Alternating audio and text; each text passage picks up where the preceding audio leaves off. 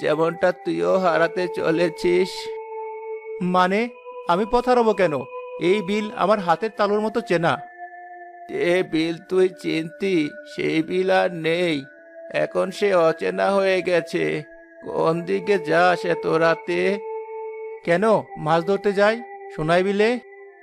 না না, ওই নাম মুখে আনিস না। আর ওই পথে যাস না বাবা, ফিরে যা। আজ অমাবস্যার রাত, বিল আজ জেগে আছে।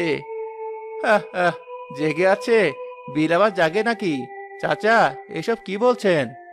হাসিস না যুবক, তোর হাসি কান্নায় বলতে যেতে বেশি সময় লাগবে না। হ্যাঁ, বিল জাগে। যখন তার ক্ষুধা পায় তখন সে জেগে ওঠে।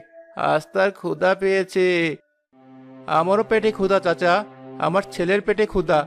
বিলের ক্ষুধার চেয়ে আমার পেটের ক্ষুধা অনেক বেশি। আমাকে যেতেই হবে। পেটের ক্ষুধা মেটাতে গিয়ে যদি জীবনটাই না থাকে তাহলে কি হবে? ফিরে যা বলছি, এখনো সময় আছে। আপনি তো ভয় পাচ্ছেন কেন? আপনি কি কিছু দেখেছেন? যা দেখেছি তা বলার মতো না, যা শুনেছি তা শোনার মতো না। তুই শুধু আমার তিনটা কথা মনে রাখিস যদি যাসই। কি কথা? যদি কিছু পাস, লোভ করিস না। যা কিছু দেখিস সবটা বিশ্বাস করিস না। আর যা কিছু শুনিস তাতে সাড়া দিস না। ধুর, আপনার সব হেয়ালি কথা। আমি চললাম, আপনিও বাড়িতে যান।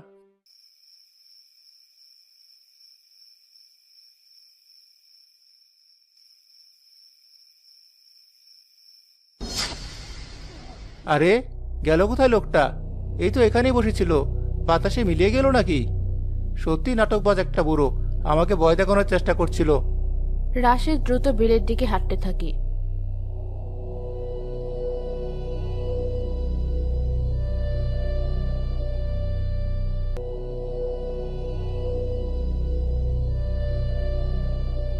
আহ, কি সুন্দর লাগছে! এই জায়গাটাকে লোকে ভুতুড়ে বলে। মানুষের যে কি সব ধারণা! কি ব্যাপার, একটা মাছেরও তো সাড়া নেই। সব মাছ শীতঘুমে চলে গেল নাকি? নাকি বুড়োটার কথাই সত্যি? ধুর, আমি কিসব ভাবছি। হঠাৎ জালের দড়িতে প্রচন্ড জোরে একটা টান পড়ে।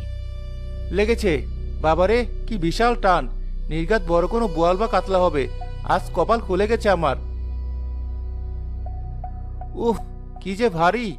একা টানতে গিয়ে তো জান বেরিয়ে যাচ্ছে। সেলিমটা সাথে থাকলে ভালো হতো। আয়, আর কতক্ষণ জলের নিচে খেলবি? আজ তো কি